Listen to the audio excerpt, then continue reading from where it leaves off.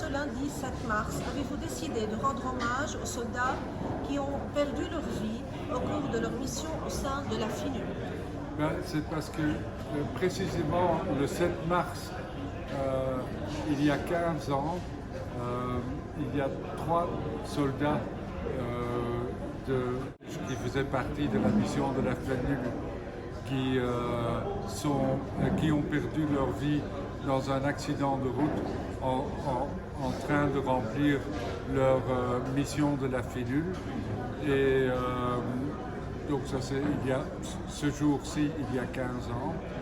Et puis on commémore aussi la mort en septembre 2008 d'un démineur, un soldat belge qui faisait du déminage et qui a sauté sur une mine.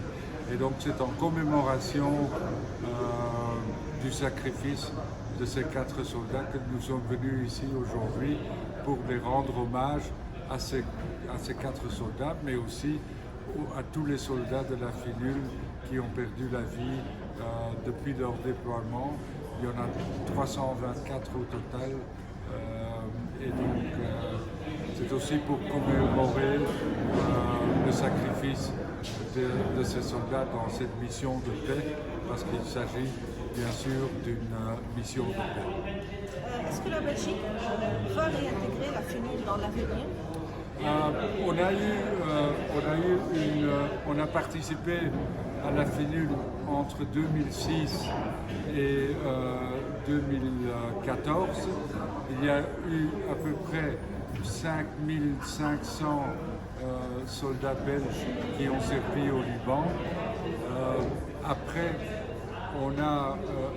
l'armée belge n'est pas super grande et donc on a quand même plusieurs missions dans le monde.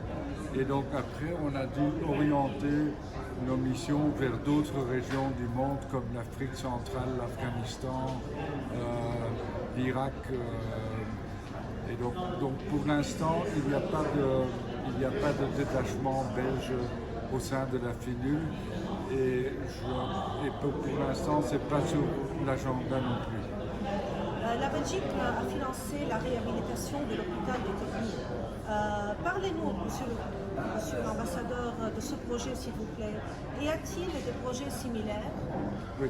Donc, il faut savoir que pendant la guerre de 2006, Tbilin a particulièrement souffert. À peu près 40% de la ville était détruite. Et donc, il y avait des besoins de tout.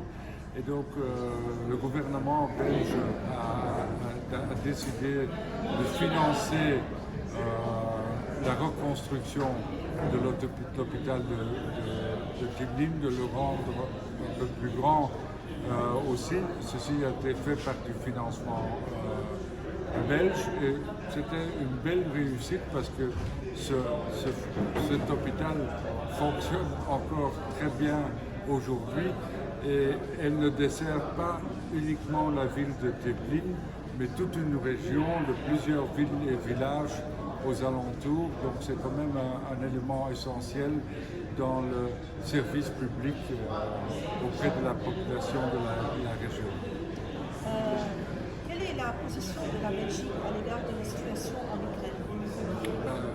Nous condamnons fermement cette agression non provoquée de l'armée russe qui est vraiment contraire à tout le droit international et le droit de la guerre. L'Ukraine est un pays souverain, indépendant, qui est sans aucune provocation de sa part envahi par une armée et par un pays beaucoup plus grand.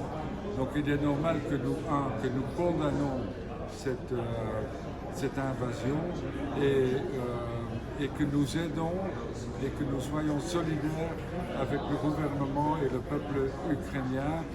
Et j'en profite pour remercier le gouvernement libanais qui a dès le début, fait une déclaration très forte en condamnant la Russie et qu'il y a aussi, lors du vote lors du vote à l'Assemblée générale des Nations Unies,